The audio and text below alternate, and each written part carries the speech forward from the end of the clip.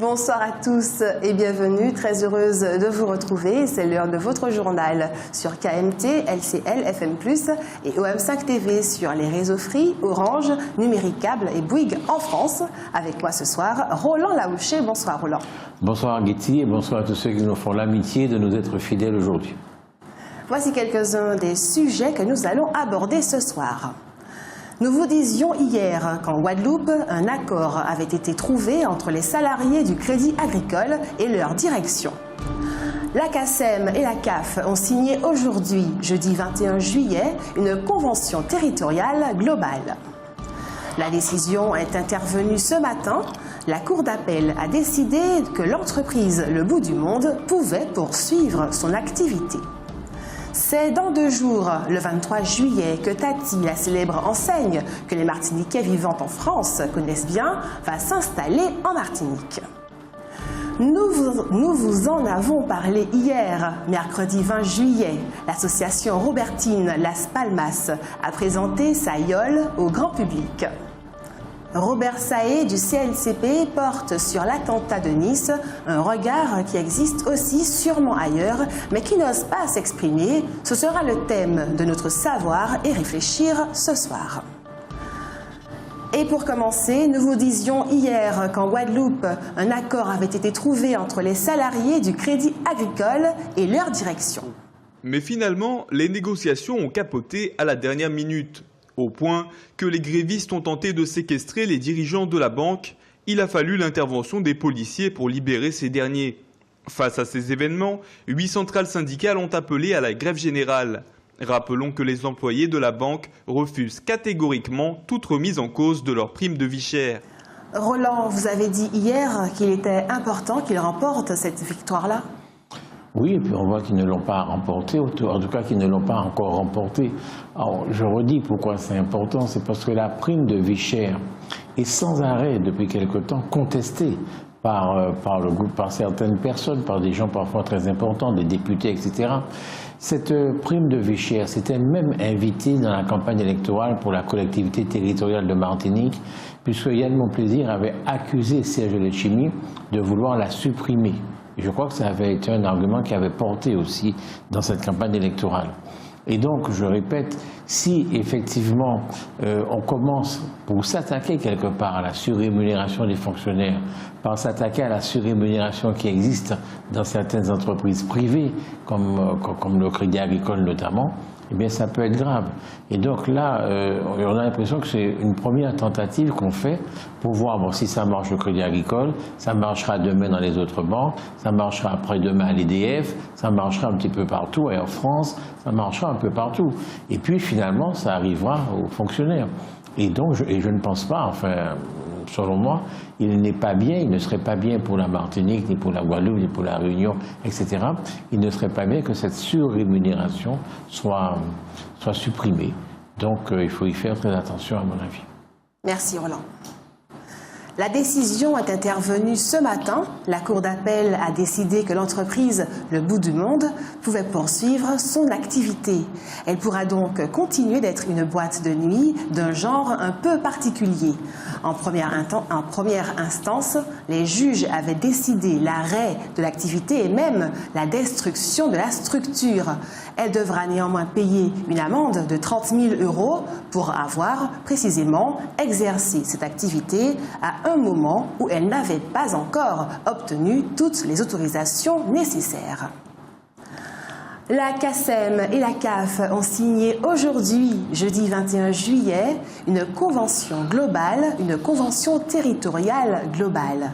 Cette convention territoriale globale, CAF-CACEM, est une convention de partenariat qui vise à mieux prendre en compte la précarité des familles et les problématiques liées à la parentalité, l'état de santé des habitants, l'accès aux soins et à la prévention, le vieillissement de la population, la formation et l'insertion professionnelle.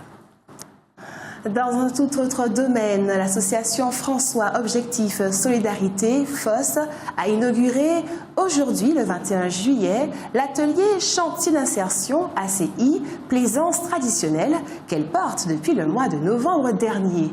À cette occasion, il a été présenté lors des circuits de découverte touristique du littoral franciscain en Yolande, ainsi que les animations et productions artisanales préparées par l'équipe de l'ACI.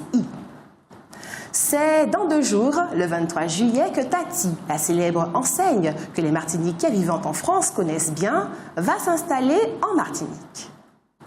Et plus exactement sur les 1800 mètres carrés occupés actuellement par le magasin Monsieur Bricolage à Dillon. En 2 ans, Tati a ouvert 15 magasins hors de France. Et même si sa réputation est de vendre des produits peu coûteux et pas très haut de gamme, l'enseigne n'a pas hésité à s'installer à Dubaï, un des pays les plus riches du monde. Tati va proposer des produits dans la mode, la maison et la beauté. Rappelons qu'il y a en France 150 magasins et que 90% des articles sont vendus à moins de 10 €. 200 nouvelles références arrivent toutes les 3 semaines dans les magasins. On ne sait pas si ces performances seront réalisées en Martinique. Une bonne nouvelle, Roland? L'arrivée de Tati en Martinique? Pas spécialement, non. Pas spécialement. Lors de la 2e journée de séance plénière qui s'est achevée hier soir, nous vous l'avons signalé, plusieurs dizaines de points ont été débattus. On retiendra notamment le vote de subventions en faveur des hôtels en difficulté qui investissent pour la rénovation de leurs infrastructures. Par ailleurs, le dispositif d'aide à l'embauche pour les emplois saisonniers des jeunes durant les grandes vacances a été reconduit. Dans ce système qui avait été mis en place à l'époque de l'ex-région, 50% seulement du salaire est à la charge de l'employeur, le reste étant payé par la collectivité. Soucieux de mettre un terme à la polémique autour de l'affaire dite de la viande brûlée et surtout de démentir les accusations de détournement de fonds européens, Ange Milia, le président de Madivial, a organisé une conférence de presse. C'était le 8 juillet dernier. Vous vous en souvenez sans doute, plusieurs tonnes de viande détruites par Madivial avaient soulevé un vent de protestation contre ce que beaucoup considéraient comme scandaleux gaspillage. Dans la foulée, si on peut dire, le président de la CTM, Alfred Marie-Jeanne, n'avait pas hésité à mettre en cause l'usage que faisait la coopérative des fonds européens dont elle bénéficiait. Une accusation qui a d'ailleurs fait débat lors de la dernière séance plénière à l'occasion d'une demande de subvention de Madivial. Voilà, en résumé, la situation dans laquelle se débat la coopérative spécialisée dans la production de viande de porc, volaille, lapin et de lait. Au cours de la conférence de presse, après avoir rappelé que la viande incinérée était impropre à la consommation, Ange Milia a détaillé l'histoire et l'activité de Madivial afin de démontrer que les fonds qui lui ont été alloués jusque-là ont été utilisés à bon escient.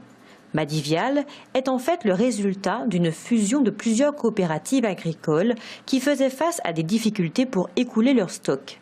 Grâce à ce regroupement, les 100 employés et 90 producteurs que rassemble Madivial assurent aujourd'hui 80% de la production de viande locale qui couvre 20% de nos besoins.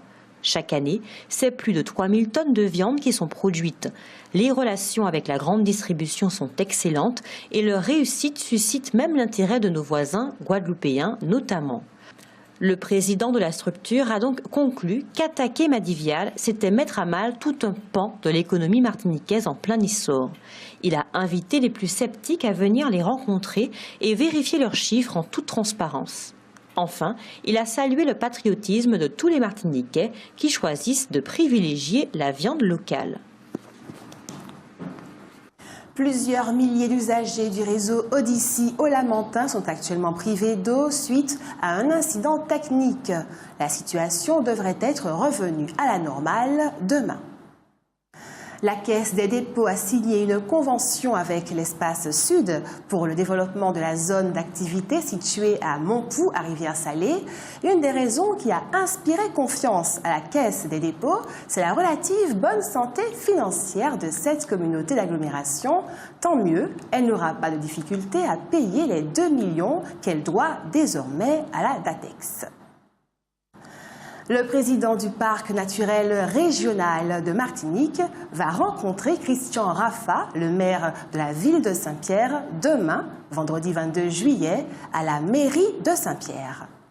Au cours de cette rencontre, il sera question d'un projet de jardin botanique, du projet de réhabilitation de l'aire d'accueil de l'Aileron à la Montagne-Pelée, de l'aménagement de l'entrée nord de la ville de Saint-Pierre et enfin de l'état d'avancement des animations prévues dans le cadre de la convention signée avec la ville de Saint-Pierre. Seront notamment présentées les activités organisées à l'occasion des grandes vacances de cette année. On se rappelle que la précédente région avait fait du Grand Saint-Pierre une de ses priorités. Cette rencontre sera sans doute l'occasion de faire le point également sur ce projet. C'est dans ce cadre-là qu'avait été planté à l'entrée de la ville, l'entrée sud de la ville, de très contestés totems. Outremernews.fr, site d'information actualisé 24 heures sur 24, 7 jours sur 7.